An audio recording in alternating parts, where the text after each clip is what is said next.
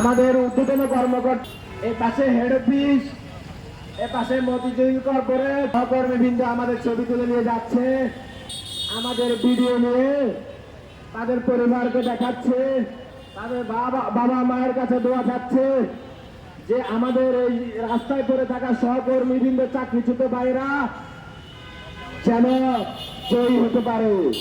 তারা যদি হার মেনে যায় তাহলে আগামীকাল আমাদের উপর অনেক অন্যায় হবে।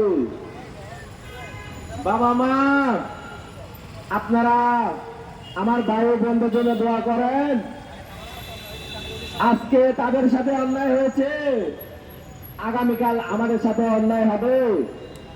আমাদের জন্য আপনারা দোয়া করেন।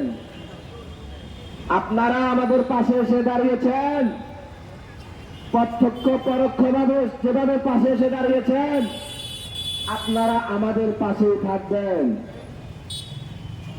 আমাদের এইচআর ম্যানেজমেন্ট থেকে শুরু করে আপনারা যেভাবে মিথ্যা বানোয়াট নিউজ তথ্য ছড়াচ্ছেন, আপনারা ভুলে যাবেন না আমরা আজকে কি করছি। আমরা আরো 8 দিন করব, প্রয়োজন হলে 1 মাস করব।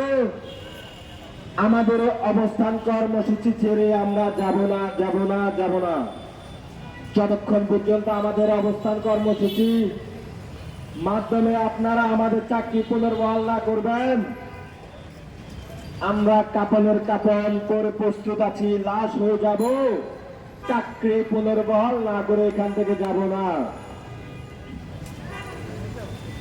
আমাদের ম্যানেজমেন্ট মনে করেছে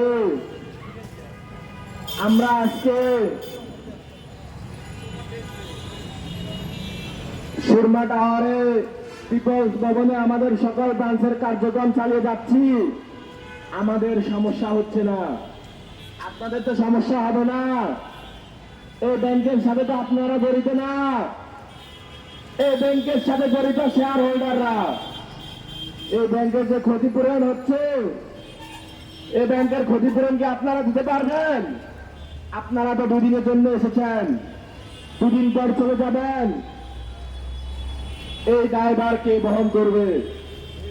আপনারা যে শেয়ার হোল্ডারদের এই ক্ষতি করে যাচ্ছেন, আপনারা কি এই জবাব দিতে হবে না? যারা হেড অফিসের 17 তলা থেকে নিচতলা পর্যন্ত বসে আছেন, শেয়ার হোল্ডারদের কাছে আপনাদের এই জবাব দিতে হবে না? আপনারা কি ভুলে যাচ্ছেন এই ব্যাংক